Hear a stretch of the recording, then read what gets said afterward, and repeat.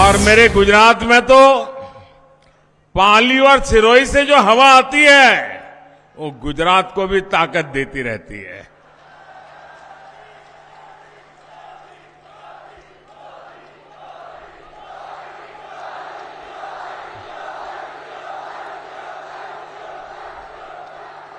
और मैं आज बड़े बड़े विश्वास से दो बात कह रहा हूं। पाली का भाजपा का कार्यकर्ता और सोजत की मेहंदी का रंग ये कभी भी उतरते नहीं है।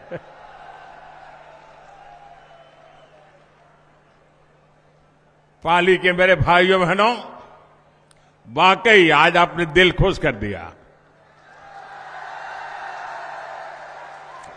मैं माताओं बहनों को विशेष प्रणाम करता हूं। माताओं बहनों को विशेष प्रणाम करता हूं क्योंकि राजस्थान में आमतौर पर माताएं बहनें इस प्रकार से बाहर कभी आती नहीं है। आज इतनी बड़ी तादाद में आई है। इतना ही नहीं, जब खाना पकाने का वक्त है तब वो राजस्थान का भविष्य बनाने के लिए आई हैं और इसलिए खाना पकाना छोड़ करके राजस्थान का भाग्य बनाना, ये जब मेरी राजस्थान की माताएं बहनें करती है ना, तो राजस्थान का भविष्य उज्जवल है, ये निश्चित हो जाता है। माताओं बहनों को मेरा कोटि कोटि नमन।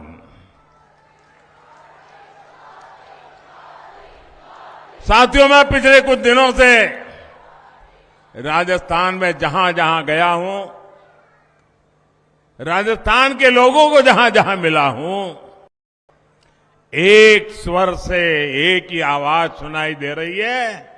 हर कोई कह रहा है, जन जन की है यही पुकार, जन जन की है यही पुकार, जन जन की है यही पुकार।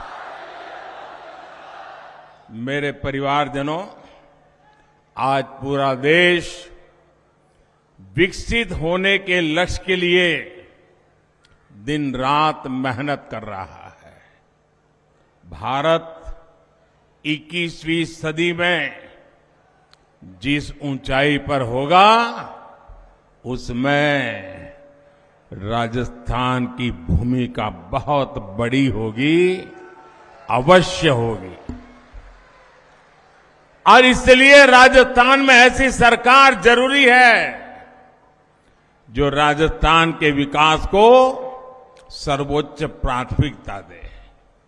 दुर्भाग्य से पिछले 5 साल राजस्थान में जो कांग्रेस सरकार रही, उसने अपने लोगों को विकास में और पीछे धकेल दिया। यहां की कांग्रेस सरकार के लिए भ्रष्टाचार से बड़ा कुछ भी नहीं है। यहां की कांग्रेस के लिए परिवारवाद ही सब कुछ है। यहां की कांग्रेस सरकार तुष्टीकरण के अलावा कुछ नहीं सोचती। तुष्टीकरण की राजनीति का असर क्या होता है, इसको राजस्थान ने बीते 5 वर्षों में झेला है। कांग्रेस ने राजस्थान को दंगों में झोंक दिया। दंगों और आतंक की मानसिकता रखने वालों के हौसले बुलंद हो गए।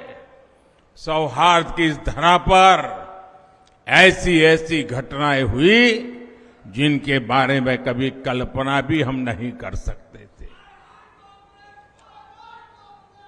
ऐसी विकृत मानसिकता वाली कांग्रेस को अच्छे से सबक सिखाना जरूरी है। सिखाओगे? सिर्फ पाली में ही सिखाओगे कि औरों को भी बताओगे? मेरे परिवारजनों, कांग्रेस और उसके गठबंधनिया गठबंधन की ये पहली हरकत नहीं है। सनातन को लेकर इन्होंने क्या क्या कहा है, ये पूरे देश ने देखा है। मेरी माताएं बहनों ने तो बहुत आक्रोश व्यक्त किया है। कांग्रेस और उसके साथी सनातन को खत्म करने का ऐलान कर रहे हैं, और सनातन को खत्म करने का मतलब है राजस्थान की संस्कृति को खत्म करना। क्या ये करने देंगे आप? ये करने देंगे? ये कांग्रेस के कारनामे चलने देंगे? एक घमंडिया गठबंधन के करतूत मान्य करेंगे? साथियों, हम सब तो भली भांति जानते हैं, यहां जालोर जिले में कानीवाड़ा में हनुमान जी का प्राचीन मंदिर है। उस हनुमान जी के प्राचीन मंदिर में पीढ़ियों से दलित समाज के ही पुजारी होते हैं, भगवान की पूजा करते हैं और सब लोग जाकर के वहां आशीर्वाद लेते हैं, प्रसाद आरोग्य करते हैं। ऐसी प्रेरणादायी भूमि पर कांग्रेस के संरक्षण में दलितों को निशाना बनाया जा रहा है।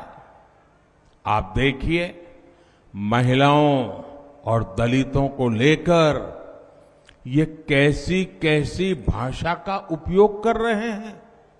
कुछ दिन पहले ही बिहार में घमंडिया गठबंधन के एक नेता, वो वहां के मुख्यमंत्री हैं, उन्होंने दलित समाज के एक पूर्व मुख्यमंत्री के लिए ऐसी अभद्र भाषा बोली, ऐसी अभद्र भाषा बोली, कोई सामान्य नागरिक भी बातचीत में भी ऐसा नहीं बोल सकता। वो विधानसभा के फ्लोर पर बोल रहे थे। ये है घमंडिया गठबंधन। क्यों गालियां दी? क्योंकि वो पूर्व मुख्यमंत्री अति पिछड़े दलित परिवार से आते हैं, इसलिए उनकी बेइज्जती करने में उनको आनंद आता है। उन्होंने तो पाप किया, लेकिन कांग्रेस के एक भी नेता उसके मुंह से ये गलत हुआ है, ऐसा नहीं होना चाहिए, ये बताने का भी विवेक नहीं है। दलितों के खिलाफ अत्याचार करने वालों को देखकर कांग्रेस आंखों पर पट्टी बांध लेती है। यहां राजस्थान में 5 वर्ष तक दलित परिवारों के साथ हुए अत्याचार पर कांग्रेस ने यही किया है। साथियों, जब से महिलाओं को आरक्षण देने वाला कानून नारी शक्ति वंदन अधिनियम पारित हुआ है, तब से इन्होंने महिलाओं के विरुद्ध अभद्र अभियान छेड़ दिया है। घमंडिया गठबंधन के नेताओं ने कैसी कैसी आपत्तिजनक टिप्पणियां हमारी माताओं बहनों के लिए की है। बिहार के मुख्यमंत्री ने तो विधानसभाओं में महिलाओं के प्रति घोर अपमानजनक शब्दों का प्रयोग किया है। लेकिन मजाल है कि कांग्रेस के किसी भी नेता ने कोई आवाज उठाई हो, और यही कांग्रेस का असली चेहरा है, जिसे राजस्थान के लोग पहचान गए हैं। साथियों, महिला विरोधी कांग्रेस कभी महिलाओं का कल्याण नहीं कर सकती, कभी महिलाओं की सुरक्षा नहीं कर सकती। कांग्रेस ने राजस्थान को महिलाओं के खिलाफ अपराध में नंबर 1 बना दिया है। यहां मुख्यमंत्री कहते हैं कि राजस्थान की बहनों बेटियों ने पुलिस थाने में जाकर के उन पर जो अत्याचार हुए, जुल्म हुए, उसकी जो शिकायतें फरियाद दर्ज की हैं, यहां के मुख्यमंत्री कहते हैं कि ये सारी शिकायतें फर्जी है। क्या कोई मां बहन ऐसी फर्जी शिकायत करे, ऐसा हमारे देश में कभी हो सकता है क्या? आप मुझे बताइए, हो सकता है क्या? कभी कोई महिला, हमारे देश की माताएं बहनें तो ऐसी हैं, थोड़ा सा भी उनके साथ किसी ने बदतमीज की हो तो चुपचाप वहां से चुपचाप चली जाती है। वो सोचती है कि वो बुरा आदमी है, वो अपने घर जाए, मैं अपने काम पे चली जाती हूं। वो कभी झूठ बोलने का तो सोचती भी नहीं है। और जब पुलिस थाने में जाकर के उस पर हुए अत्याचार की बात लिखवाती है, तो कुछ तो सच होगा कि नहीं होगा भाई? होगा कि नहीं होगा? अरे मुख्यमंत्री ये कहे कि भाई हम जांच करवाएंगे, वे तो मुख्यमंत्री सर्टिफिकेट देते हैं कि महिलाएं आजकल फर्जी चीजें लिखवा देती हैं। क्या ये महिलाओं का अपमान है कि नहीं है? ऐसे ही जवाब देते हैं क्या? ये महिलाओं का अपमान है कि नहीं है? ये महिलाओं का अपमान है कि नहीं है? ये महिलाओं का अपमान है कि नहीं है? ये अपमान करने वाली सरकार जानी चाहिए कि नहीं जानी चाहिए? पूरे राजस्थान से जानी चाहिए कि नहीं जानी चाहिए? इतना ही नहीं, ये मुख्यमंत्री का सबसे करीबी मंत्री विधानसभा में इस अत्याचार को ये कहकर के उचित ठहराता है कि राजस्थान तो मर्दों का प्रदेश है। क्या मर्द इसलिए मर्द कहलाते हैं कि इस प्रकार से पाप करते हैं? ये मर्दों का अपमान है कि नहीं है? ये मर्दों का अपमान है कि नहीं है? अरे राजस्थान के मर्द बहन बेटियों की इज्जत के लिए अपना सर कटवा सकते हैं, ये मर्द होते हैं राजस्थान। और तुम्हारे मंत्री खुलेआम कह दे कि तुम मर्दों का प्रदेश है, तो फिर महिलाओं के साथ आपको शोभा देता है क्या? और इतना ही नहीं, उस मंत्री के पास शायद कई लाल डायरिया छिपी हुई है, इसलिए ऐसे मंत्री को भी टिकट दे दिया। इसका मतलब ये हुआ महिलाओं पर अत्याचार और जुल्म करने वालों को कांग्रेस की दिल्ली सरकार भी, कांग्रेस के दिल्ली के कारनामे करने वाले लोग भी, कांग्रेस के दिल्ली में बैठे हुए सारे बाजीगर भी ये जादूगर की हर बात मानने लग गए हैं। और इसलिए कांग्रेस और इसके घमंडिया साथियों की मानसिकता एक जैसी है, महिला विरोधी है। मैं राजस्थान की हर बहन बेटी को कहूंगा, आपको राजस्थान से कांग्रेस को साफ करने के बाद ही चैन से बैठना है। कांग्रेस के लोग सिर्फ एक परिवार के बारे में सोचते हैं। भाजपा के लिए आप सभी हमारा परिवार है। भाजपा का निरंतर प्रयास है कि हर परिवार की बचत को कैसे बढ़ाया जाए।